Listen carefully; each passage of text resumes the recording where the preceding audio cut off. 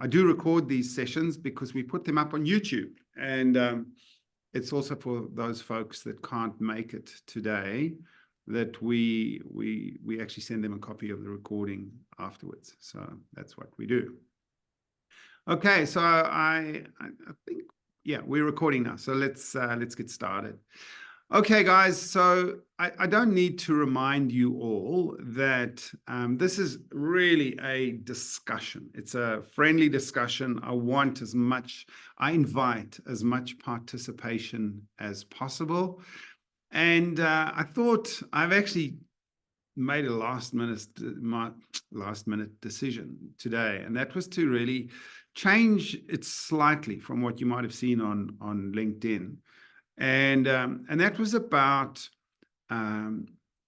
empowering your decisive leadership, but actually empowering your future self by developing yourself and developing your own decision making.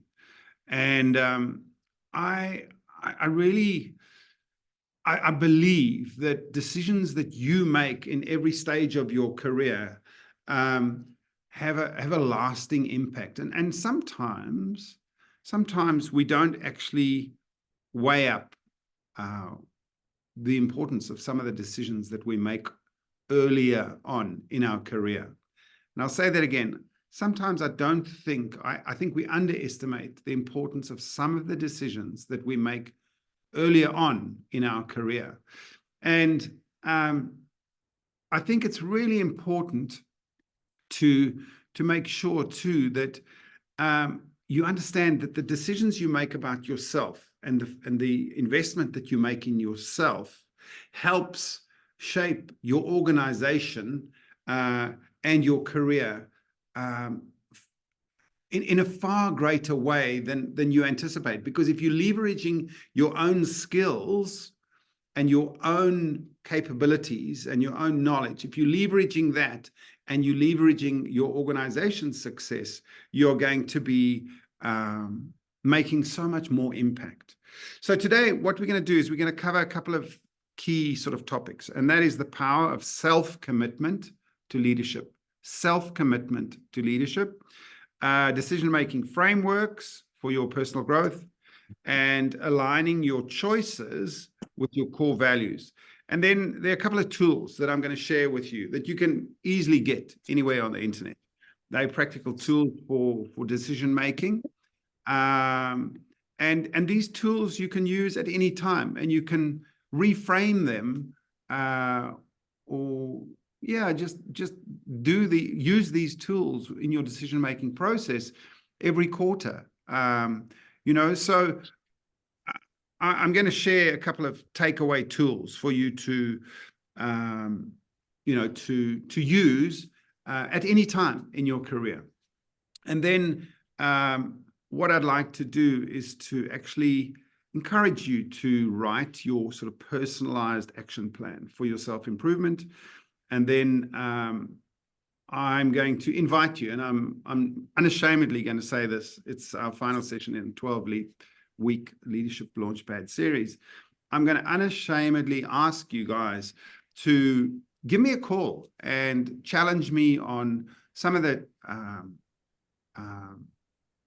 challenges or some of the issues that you may be facing personally or in your career that you want to have a discussion about.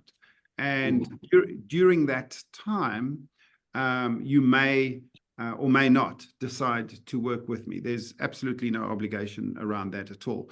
But given that we're in a group situation, I can't sort of dive a little bit deeper into some of the issues that you may be, and I say that in a good way, some of the challenges that you may be facing in your career and at work. So I'm going to flick on to the next slide, and I'm going to actually just quickly welcome one or two more folks that have joined us in the last minute or so. So it's Jennifer's joined us, and Jiman has joined us, and Jenay has joined us. Thanks, Jenay. I believe it's very cold and rainy down in Cape Town today. So yeah, it's been terrible. So thanks for joining us, and we'll carry on. So guys, today what I'm going to do is, and remembering that your leadership depends on yourself, and what you invest in yourself, you can always share with your team. And it helps not only yourself make decisions, but it empowers your team to make decisions based on frameworks that you've provided them. And you can actually then perhaps teach them, or you can teach them over a series of 3 weeks or so. Every time you have a weekly meeting, you can teach them one more framework. And today we're going to just focus on 3 frameworks. One is called the Eisenhower Matrix, which some or you may or may not be familiar with. It's quite an easy framework, and we're going to sort of delve into that one a little bit. And then it's the regret minimization framework. And the final one is the 10-10-10 rule. They're all very easy. They're all very basic, but they're all very, very powerful decision-making frameworks for you to use just in your toolbox. Remembering that, and I was thinking of an analogy today, sometimes you might use a pair of pliers to unbolt something, but then you might need a more specialized tool to unbolt something or loosen a bolt. So not every framework is applicable to every situation, but you've got to choose the right framework for you under the circumstances. So we'll explore these frameworks. And then I think what's really important is we need to define what self-commitment is. What is self-commitment to yourself? And in this instance, I'm going to read the definition off my screen next to me. And that is the act of dedicating oneself to personal growth development.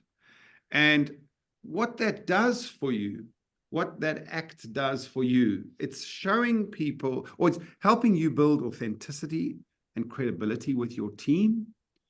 It increases your resilience in the face of challenges. So you've actually can refer to something.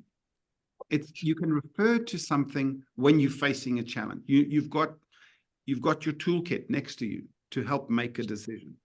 And then it also inspires your team members through example. So the steps would be, or the self-commitment cycle would be, you've got a decision to make. You make that decision. Then you take action, and then you do self-reflection, which ultimately gives you that growth. So I'll say that again. You make a decision, you take action with your team, with yourself, you reflect on that decision, and you then grow. And what I used before, and I did this on the board the other day with friends of mine. We were talking about growth at different levels in your career. And, what gets you here is not going to get you there. So you manage to overcome certain challenges in your current role. And then you get promoted, or you get a bigger team, or whatever the case may be. And all of a sudden now you're new again. And I posted that on LinkedIn today, or yesterday or today. And that's when you come into a new role and you're faced with a whole bunch of new challenges, all of a sudden you think, oh my goodness, I've never had to face these problems before. And that's quite right, because you're in a new circumstance, new situation. And the tools that you've got to now use again are new tools and new situational awareness is going to help you cope with how you're going to face the following challenges. And like I said, last week, we used, the 90-day plan. That plan is rock solid. This week, we're talking about some of the decisions frameworks that you could use in any or in most situations, or in different roles that you can rely on to make those decisions. So I've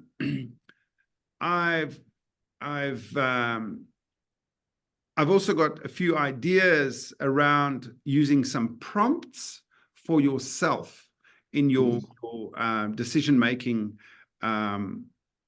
process. I've also got a decision alignment checklist, and that alignment is really with your values. And yeah, I'll go through a few more of those things as we go along.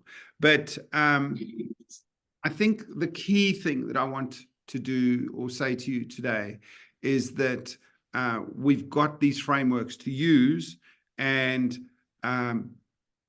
I would encourage you to consider using them. So this is the framework that I've been referring to now. It's called the Eisenhower Matrix. Now, I'm not sure if you're familiar with Dwight Eisenhower. He was a 5-star general in the Second World War who later became president of the USA. And he used this particular framework, obviously, during his career. And I'm going to break this down in my next slide even more. But firstly, I just want to ask, is anyone who's familiar with this particular framework? You just give me a reaction. That would be really cool. If you've used it before, or you're familiar with it, or just give me a thumbs up or question mark or whatever in there. I'm familiar. This is Hallie. Okay, thanks, Hallie. Hallie's familiar with it. Anyone else has seen this before? Okay, that's good. So I'm glad I'm showing this to folks that are not familiar with. So on the left-hand side, you've got that axis, which is important things and not so important things. Top left, bottom left. Okay. Then on the matrix on the right, or the right column, you've got matters in your decision-making process that are urgent and not urgent. Okay. So what we've got to decide when we're making our decision is to actually do two things. One is, on a scale of 1 to 10, rate them as on the scale of 1 to 10, rate them as not important to important. Okay. And then we'll decide which bucket we're going to put that decision into. Is it important? Is it not important? Where are we going to put that decision? And then on the next matrix, we're going to decide on a scale of 1 to 10, is it urgent or isn't it urgent? Not urgent. Okay.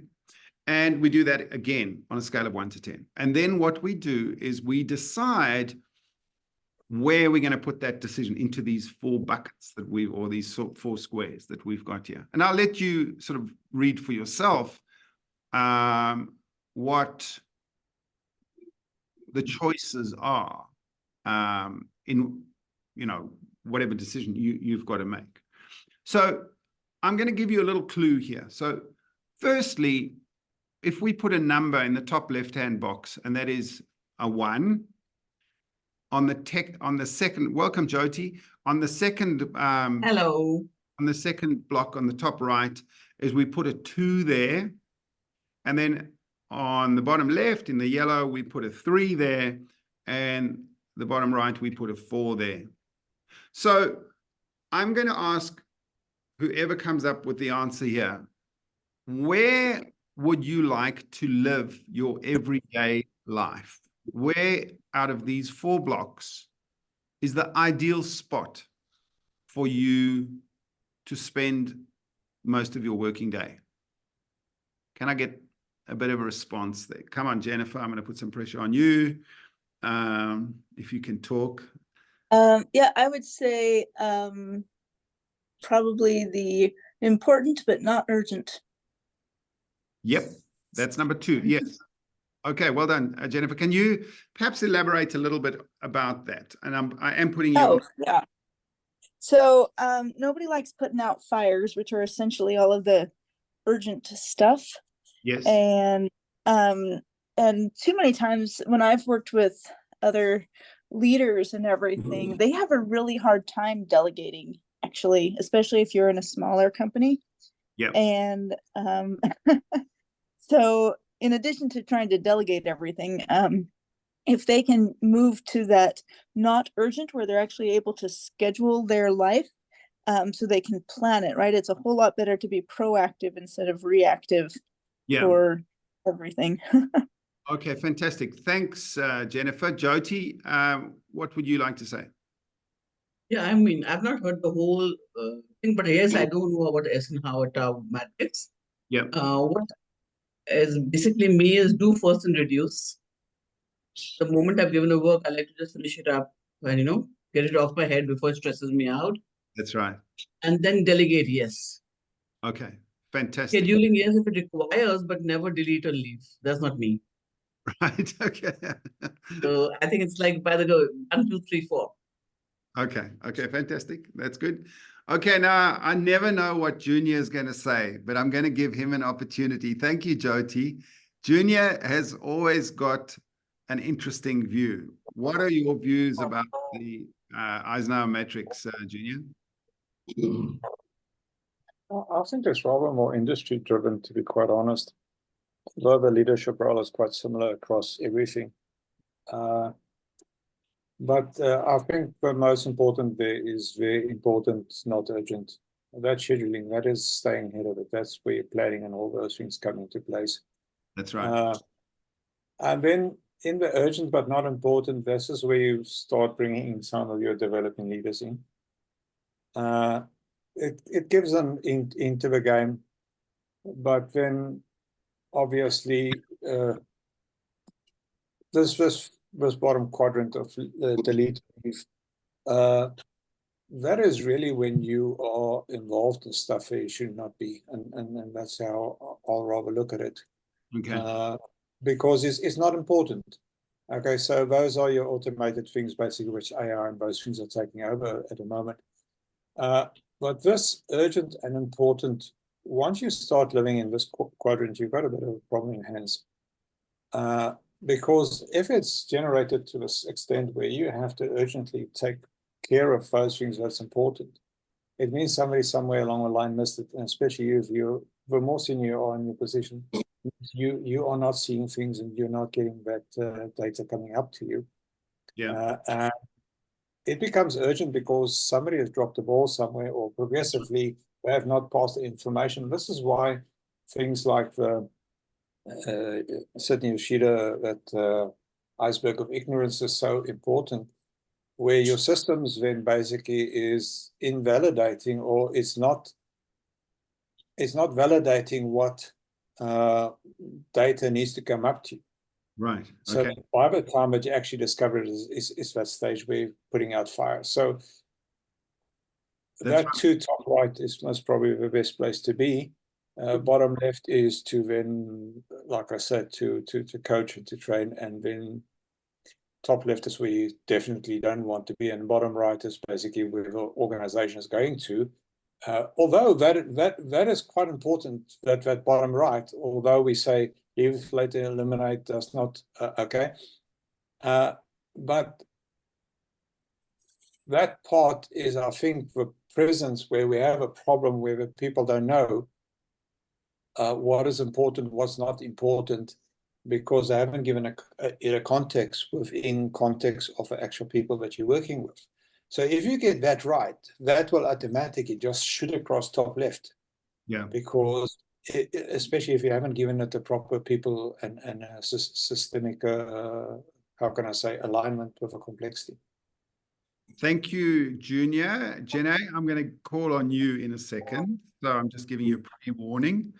Okay, so what I thought I'd do is just to give you some examples that may be able to help you a little bit to decide, where, what's urgent, what's not urgent. So as Junior was just saying, there might be, crashing of a website, or accident, or broken tech, or you might have to rush out of the office to go and pick up a sick child from school, or, something's not worked according to plan. And that's where you have to really pick up the ball yourself. And top right is obviously where we'd all like to operate most of the time. And the more deliberate and intentional we are in the top right, the easier our lives are, and the second bottom on the top right is, about training others. The more people you can train and the more automations you can make and the more financial management decisions you can make because you've got data on time, the more of those you can do in the not urgent top right section, the more you can delegate down to the bottom left. So, yeah, I do think this is important. And it's actually even more satisfying when you can see examples like this and how they relate to your own job and your own role. So Janae is one of the top, or is the top, I should say, salesperson down in Cape Town. And how does this relate to you? How would you be able to use this most efficiently, Janae? Gosh, Rick, you're putting me under a spot here. The whole point. At the moment, there's not much work going on in my neck of the woods, and I think that what I have to do is to work on one of those top right-hand blocks quite excessively to try and generate business at the moment. Okay. So I think it all depends on what you've got in your box or in your bucket. And my bucket has got quite stagnant properties in them. So we've got to try and regenerate them and try to make them more interesting somehow. Yeah. So yeah, I mean, I would work on the not urgent top box to try and get strategic planning to get a lot more listings, I suppose you could say. More so than having impending deadlines or site crashes at the moment for me. So that it wouldn't be important at the moment. Okay, cool. Well, thanks, Yeah. Jen, for participating. Would anyone else, I'm just going to throw this out there. Someone who hasn't had a go yet. Jiman, Gallian, I'm not sure where you are and whether you've got a video and whether you'd like to participate, but you're very welcome to drop in and have your say. Is it Jiman? Sure, this is Hallie. I'm actually here in I'll the drop it. US, so I'm glad to be here. Oh, thank you so much. Yeah, would you like to add to the discussion? Yeah, of course. I mean, if I was to look at the four here, I'll probably have to say the first one is, the items that I'll probably also tackle myself in the very beginning of my day. With those being the most important items to myself, at least. Right. Those would be probably what I would tackle first, just to make sure that they're out of my way and that I can focus on other items. Okay. Cool. Well, thank you so much. Sharif, are you able to contribute? I'm not sure if he can or not. Sometimes we have guests that aren't able to come in. Ryan, I'll ask you something when I get on to the next slide. So I'll give you a go shortly. Okay, guys, but I think this is all now self-explanatory. You can Google this. You can get... Manoj, can I'll give you a go too. Please go ahead. Hi, Rick. Thank you for allowing me to speak. Go ahead. Okay. I would say, urgent and important, it's a combination. And our focus should be the result, We have to be more result-oriented and more fruit-oriented. So I would combine that whichever is more fruitful to us is of greater importance and urgency to me. Like as we say, a bird in hand is better than two in the bush. So we have to keep attaining the results, and basing on that, we have to prioritize urgency and importance. Yeah. Okay, I get that. And I understand that, and it's good analogy as well. So it's what's important on the day and what's important in that week and that month, I guess. And that actually comes to our next slide. It's a good introduction to Right. the next slide. Hallie, Hallie wants to say something. Just quickly, I was just going to say, I kind of look at this backwards, and maybe it's my organization side, but in my own mind, I would look at this as I'm going to get rid of those not urgent stuff first at the very bottom, get it out of my way, schedule anything I can, then go to the not maybe important on the urgent side, get that out, delegate what I could from what's left. Whatever's not left that I could not delegate, get to the urgent and start doing that. So that would have been how I would have viewed this outlook from my own organization standpoint. Because Okay, it would have been in my way. My OCD would have been like, oh, I can't see all this stuff. It's in my email, get it away. So I'd have taken it away so I could then focus on the urgent. Yeah. So, Okay. thank you. I'm going to ask you one more question now that you're saying. So what is it going to cost you to do the not important, non-urgent stuff? How's that going to delay the progress of your project?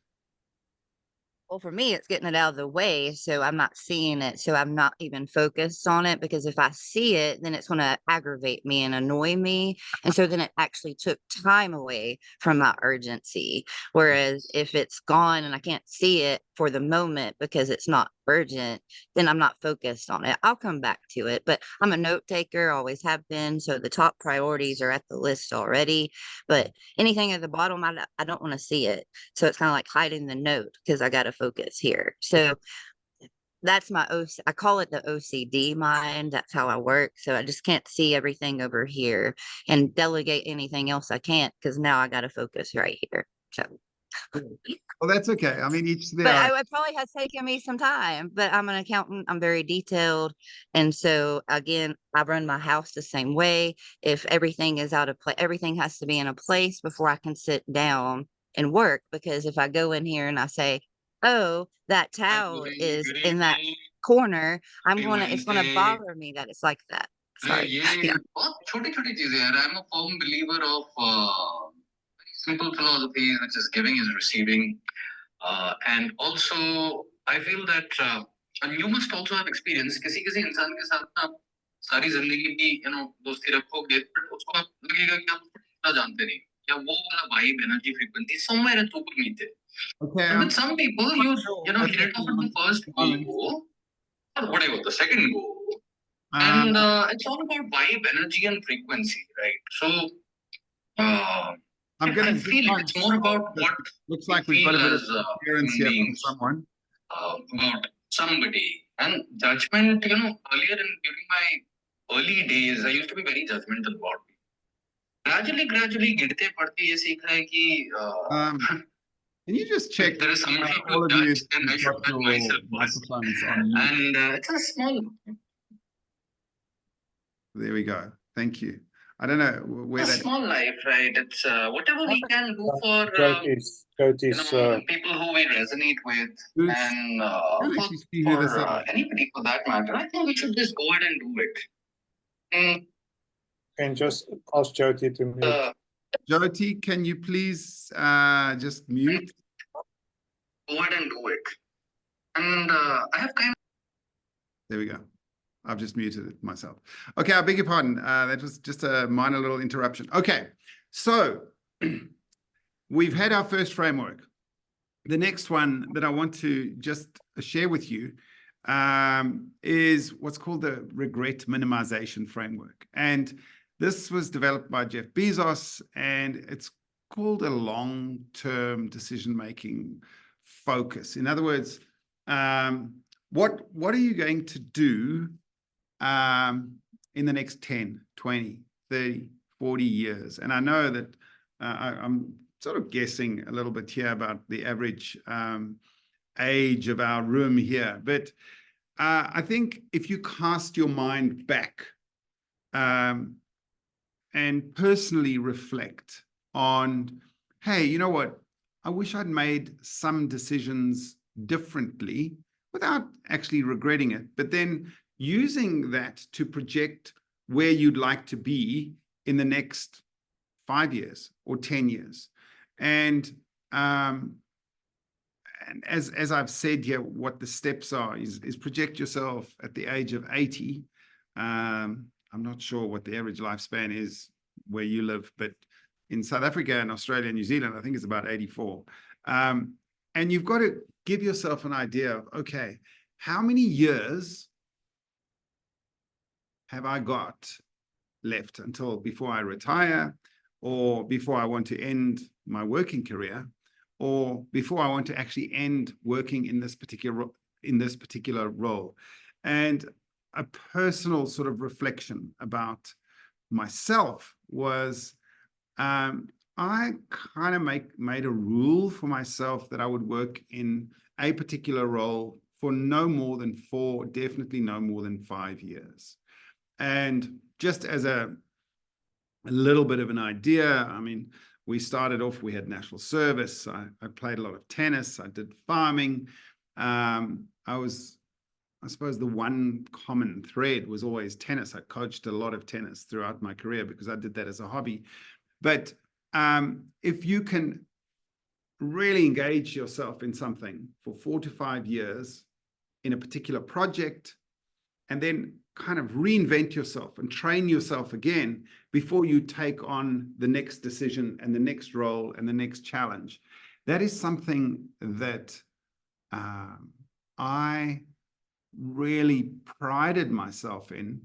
And it also allowed me beautiful challenges, wonderful challenges, great challenges in different roles, different cities, different countries. And it was all sort of tied in, and I know I'm getting a bit philosophical here, with the idea of, it's a circle of life. Sometimes where you start, maybe actually where you want to end, and it's that circle of time, or that in a linear sense, once you've finished studying in university, if you block your career into 4 or 5 year roles, I found that particularly satisfying in my life. And I'm going to challenge you all now to be a little bit vulnerable and discuss with me what you think of this long-term decision-making focus, and perhaps how that's impacted on your life, and what was intentional. In other words, intentional decisions that got you to where you wanted to be. That's the one half. And what was unintentional? What unintentional decisions did you make that turned out well, or potentially you regret it? I know this is a bit heavy, but if you're keen to contribute, I'll give you 2 or 3 minutes each one to respond to this. And if you want to put your hand up, I'll give you a go first. But otherwise, I'm going to actually give you another second or so to think about this. What were intentional decisions that worked out well? And what were unintentional decisions that worked out well in your career? I don't know, Ryan, if you're able to contribute. You did in the past, but if you'd like to come in and make a contribution, Ryan, that would be great. And I'll come to you, Manoj, next. Well, just a yes, quick sir. Good morning. question. Yeah. Sorry. Are you good? Go ahead. I'm sorry, Ryan, but quick question here. When I'm projecting myself to age 80, am I alive? Am I going to be dead at 80? Am I alive at 80? Still working at 80? No, you're not. But what I'm saying, Okay. that's a good question. I think there comes a time when in your career, and I'm sorry to interrupt you, Ryan, there'll be a time when you're sharing your wisdom, you're sharing your experience, you're sharing your journey that is going to encourage the next generation. And the wise, and I'm not being facetious when I say this, the wise old Hallie, when she's in her late 60s and 70s, sharing her wisdom about her career, is a very valuable prospect and a very exciting prospect for me, I think. But let's give Ryan a go, and then Have intentional. my own humor about that. Sorry. At 80, I could be maybe the first lady president, because both presidents are running again are in their 80s. So that's where I was about to laughing humor myself, was I was going to put myself as the first lady president at 80. Okay, we might be there by then. All right, sorry. All right, sorry, Ryan. Go ahead, please. That's okay. Perfectly fine. I guess on that note, as far as projecting yourself to be age 80, I've never really thought that far ahead. Kind of like you, Rick. Every time I've had a job, I say I'm gonna give you 5 years. I'm gonna make the best out of it as I can, and then I'm gonna move on. And when I was younger, age 17, growing up in South Alabama, I said, you know what? I got to get away from the farming. I got to get away from this environment. Let me go to the military for a couple of years, just to kind of experience, what that would be like. And that was the best decision I think I've ever made in my life, was going to the military. Fantastic. I initially signed up for 4 years, and I said, that's all I'm going to do is 4 years. And I'm not getting married. I'm not having kids. I'm just here for the experience and get the money for college, and, full retirement later, 20 years later, getting out of the military with full retirement. I was like, man, that was a long 4 years, wasn't it? But it made me who I am now. It made me realize that, a lot of snap decisions that we tend to make in life, they are beneficial, but to what extent? Yeah. And the leadership and all the people that I've met in the military, I took a lot of that knowledge that they had and used it, to this day in my current job. I never wanted a desk job per se, but now I'm a manager for continuous improvement, and I'm a safety officer at my current role. Yeah. And I absolutely love it. So I got to experience the deployments in the military, and what life could really be like if we didn't plan out to a certain extent. And I didn't like the way that was playing out. So I do, the method now, like you were talking about, I plan at least 5 years out minimum. And then I'll backwards plan off of that. What can I do in my life in these 5 years? And how could I improve somebody else's life and get them promoted and get them to move up? Yeah. Gee, Ryan, that's so cool. And you've reminded me, that we've actually followed a similar path. Although we didn't have a choice. We were conscripted when we left school. So we had to do the military. And I did 3.5 years, just under 4 years, my first stint. But then we were kept in the reserve for like 20 years after that. We weren't that active, but and also farming background as well. So that was very good of you to share that. And thank you for your participation. Manoj has had his hand up very patiently. So please go ahead, Manoj. Hi, Rick. Well, I must really appreciate this clip, This defines so much of our planning, future, happiness, sadness, everything. Like in India, we have a saying, I don't want to die with regrets. Okay? That's right. So keeping this in mind, we should always have a bucket list, Yeah. I mean, no one knows tomorrow, right? So we should, as your first line says, project yourself to the age of 80. It's very important to live in the now so that our now is fully utilized. That's correct. In terms of our happiness, in terms of our career, family, friends, everything. Yeah. So this is a very, very powerful tool, Rick. I really thank you. And this I will keep on in my head, Yeah. So that when the time goes by and when you are already old and handicapped with the age problems, then you shouldn't have regrets for the past, Exactly. And, I suppose on a personal note, it's why I went overseas. I left South Africa. I went overseas and, experienced Australia and New Zealand and America and all over the show.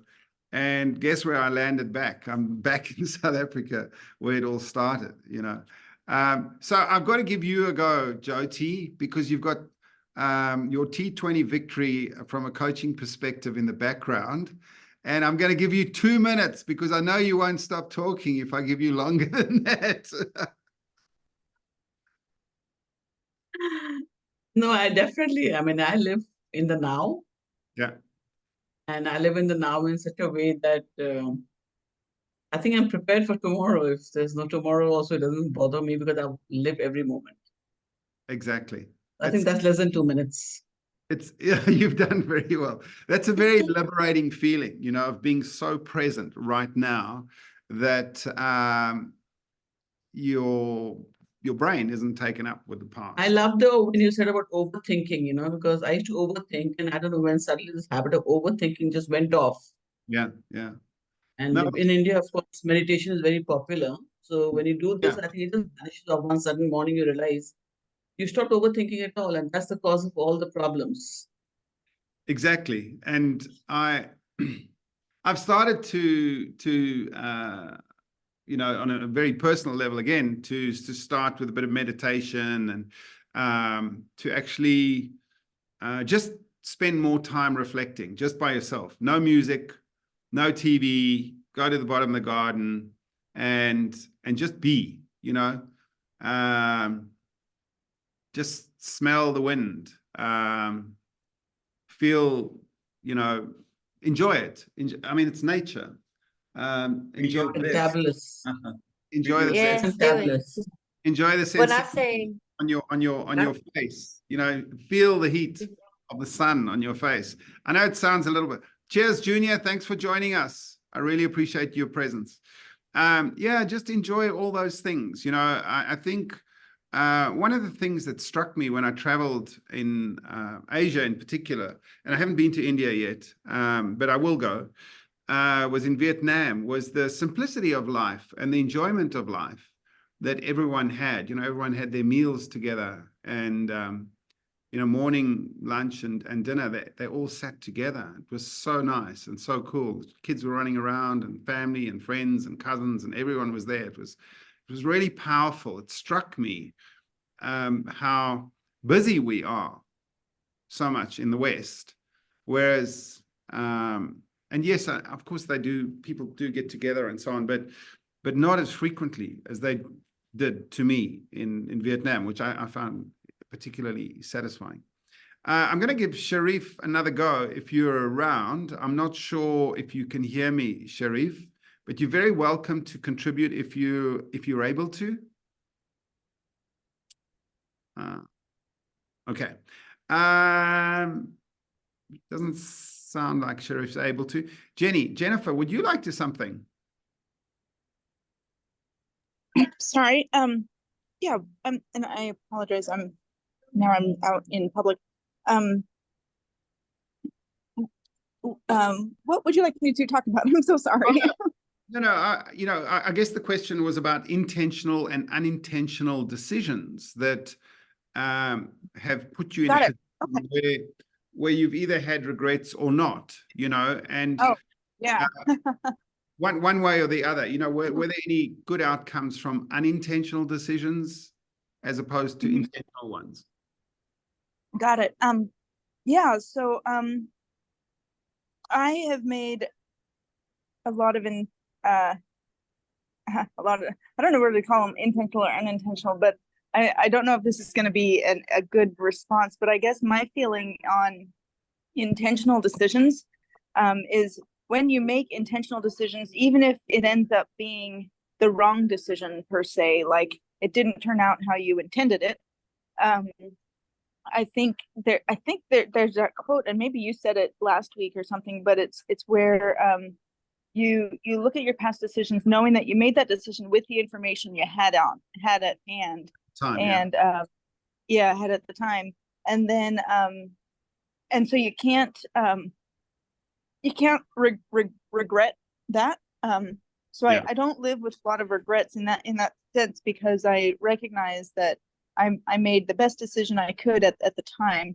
Yeah. But then you know better, do better, right? And so then when you're making more decisions, I guess, like I said, I'm having a really hard time giving an example of an unintentional decision, except when it's been like unintentional results, I suppose. But I guess the example could be with when a non-decision is a decision. but I don't ever like to be in that situation. Like I like to be direct and say, okay, this is what I'm going to do, and I'm purposefully going to, you know, put something off if I'm not going to do something or whatever. Considering potential regrets, project myself to age 80. I've got about 40 years or so, but A long way to go. Yeah, that's great. yeah, like I don't know where I'm going to be in, you know, even like 2 years. And look- I know where I'd like to be, but Yeah. what right now, I'll be open to the group here. Like right now, I'm struggling with my current day job, and I'm trying to build up my side business, and there's still just something holding me back. I know it's mental, and I've got to work through it. Like I've hired dozens of coaches, and it hasn't I haven't found one that fits. So I recognize that I've got to do something if I want to be where I want to be in 80. But I'm also okay recognizing that whatever is holding me back, I'm not stupid for it. I'm not a bad person because I can't No, jump not at all. off a cliff or anything like that. Like I'm gonna give another example. I'm sorry, now I'm taking over your thing. So like when I was in New Zealand, and this is where I met you, Rick, as you know, for the rest of the team, I went bungee jumping for the first time. Yeah. And I'd gone skydiving before. I was a bit of an adrenaline junkie, but for whatever reason, when I was bungee jumping, when I was getting ready to jump off that bridge, it was paralyzing, more paralyzing than jumping out of an airplane. And I waited a good, 5 minutes, which of course feels like forever, right? To just jump. And I hadn't ever experienced that fear before. Yeah.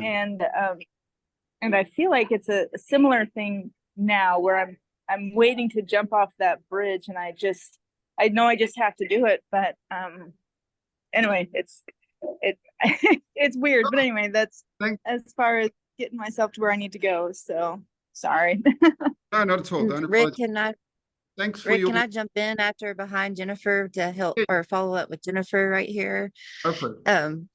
Sure. And just to say, and Jennifer, I'm 45, I'm probably right over a little bit, but on your note about decisions, sometimes you have to remember too, you make a decision for your life, then you don't know what the outcome is going to necessarily be. It could be in your favor. It may not be in your favor, but we have to look at that as that's how that was supposed to happen in your life, or that's how I look at it, because that is what led me to in my life. So yes, I may not have made the right decision, but I didn't know that at the time. I made it for, like you said, for myself, based on what I had, the knowledge or the facts, or maybe just how my frame of mind was working at that moment. So I don't think we should regret decisions that we've made in our life. I think we have to look at those as those became opportunities to improve upon what either we needed to learn in life or learn with our jobs, or maybe it was a great decision and it made you feel very accomplished at that moment, and you can give yourself kudos and be happy. So I think it can work both ways. And Jennifer, if you ever just want to reach out, I'm not a coach, but if you just want to have conversation from a corporate world, please reach out to me. I feel free. I'm on LinkedIn. Would be great to have conversation. Thank you. Things I've experienced myself to date, and then where I've been in my own career. So I've faced a lot of diversity. I didn't have my CPA, but yet I tried to be an accountant for 18 years for a very large corporation, and then had to jump over to the business to actually get to the next spot. So and then of course, then I'm here to where I'm at today after divorce. And so it changes up my whole outlook to 80, changes my whole outlook today. I do a lot more things freer today than I did back at 38. So big major changes, Yeah. but yes, anytime. Thanks. Thank Thanks, you. Nelly. And For you too. Thank thank you so much. Yeah, Thanks, thank you. Nelly, And thanks for offering to help Jennifer. What I'm going to do is this next slide will actually perhaps, well, it will actually help that process a little bit more. And I think just to give a little bit of relevance to this particular slide, it was what they asked Jeff Bezos. This was Jeff's projected age, and that's why they use this particular age. I personally wouldn't go as far as that at all. You know, I would, like I said, do 5-year clumps myself. Anyway, I'm going to go on to the next one, and we're nearly there. Time-wise, I'm sure too that we've got limited time. So Susie Welsh was a TV newsreader, I think, or is. And she was married to Jack Welch, who's a very famous businessman in the US. And this 10-10-10 rule is attributed to her. And I suppose why I like this particular one was that, and it's particularly the last dot point here, and that was where you actually found balance between what they called short-term emotions with long-term ramifications. And then when you're making that decision, it's deciding what the impact is going to have on 3 timeframes: in 10 minutes, in 10 months, in 10 years. And that too, you know, is obviously relevant to the situation, but it also helps you facilitate. And this is the third of the 3 frameworks that I was going to offer you as something to put in your kit bag to help you make decisions around where you're going, your personal life, your career, your family, your finances. You know, is this decision to buy a new vehicle, where does that fit into? Does that fit into the next 3 or 4 years, or the next 10 years, or, you know, the next 3 months, depending on your circumstances? And the 10-10-10 rule, if you just remember that when you're making your next decision, is it just, as I say, another tool that you can put in your kit bag. Is there anyone that would like to contribute that hasn't had an opportunity to chat yet? I've asked Sharif, but it doesn't seem like he's able to talk, or she. And how about Jiman? Jiman, would you like to come in? You haven't had a go for a while. Sure, Rick. So I mean, from what I see here from Miss Susie Welsh. Yeah. I mean, honestly, like I was getting ready to send like a comment on this particular slide, because when you said, when you think about it, how's it going to affect you again the next 10 minutes, next 10 months, next 10 years? I took a screenshot of it because I really, really love this slide for many, many reasons, sir. And with me, you know, again, I'm a new leader. I'm still learning how to delegate. I'm still learning how to make sure that my time is valuable, but also I'm using it the right way, right? And that's why for me, I'm so what's the word I'm looking for? Like, you know, I try to make sure that the task I'm gonna spend time on is a task that's gonna make the biggest impact, no matter what it is, right? And so these little short-term, you know, emotions, again, are very powerful in many, many ways, because like whatever I do, I have to ask myself, okay, how is this going to affect myself, my team, and my organization? Again, 10 minutes, 10 months, 10 years, right? Yep. And I really love this, Rick, because it's giving me a different mindset on how to identify the items I need to spend more time on, as well as a different type of focus on. Because again, I can spend time on something, but am I really focusing on the right items? Is the question I need to, of course, always ask myself. But I do love this concept, because it's made me go back and rethink a lot about what I'm doing, and also how I'm doing it. Thank you so much, Jiman, for coming in there. I really appreciate that. And just to help you, all of you, I'm going to ask Frances. I actually have a copy of all these slides, which you can have for free. And if you would like them, I'll send you an email thanking you for coming along anyway. And I'll include this slide for you. And we'll also send a recording of this should you wish to. But yeah, Jiman, you might be able to use these slides with your team as well. You're very welcome to do that. Oh, believe me, I'm going to use them. I'm using them all with my team, 100%. Oh, that's really cool. Okay, guys, I've got my last one or two points of encouragement that I'd like to leave you with this thought.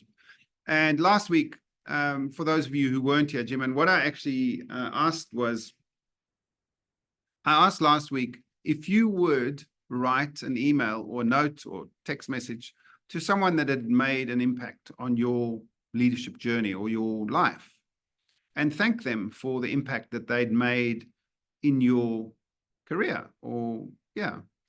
And I just want you, if you haven't done that, and even if you have, just to reflect again on your gratitude towards the person that helped you reach where you are now, because part of this whole journey is about gratitude and thanks and appreciation of exactly where you are now, because that's powerful. I know it works, and it makes you feel great, and it really makes the person who helped you get to where you are now today also feel great. So that's a good thing. The next thing, and that's relevant to this particular slide, is actually taking responsibility to focus on your self-improvement. Focus on yourself and give yourself a page of self-assessment and write about it in a decision journal. Or if you've got a journal, make it, take yourself through this journey. Imagine that you're teaching someone about making decisions and how you would do that, and what stories you could tell that you could use with your team that relate to you, that you can tell from your heart. And that way, the authenticity in your leadership and your teaching comes through with the people that you're actually working with. So I'm going to close off there. I think I've got one more slide, but that really is just, let me see. Oh, I was going to go through the case studies of the people that designed these matrices. I think if that's the right plural word, I'm not sure. And I'll leave that there. So if you they're also sort of self-explanatory if you read on the slides, but you're welcome to use them, as I say, at your leisure, and you can look up a little bit more information about that. But we've run out of time today, and these are the people that made these decisions, or these are the case studies that these decision-making tools were used for. So please feel free to share them as freely as you would like to do that. And finally, I've got, I think, one more slide to go, and that's this one. And those are just a little bit of a blurb for myself, encouraging you to, if you'd like, to have a more personal conversation about where you are in your leadership journey, where you are in your career, and what you'd like to see yourself as, and who you'd like to be in the next year, 2 years, or 5 years. Please feel free to book a call. I'd love to have a chat, and I've always got time to have a chat, and we can have a discussion, and there's no obligation whatsoever. I'm not going to force you to join the program or anything like that, I promise you. But you're very, very welcome to contact me. And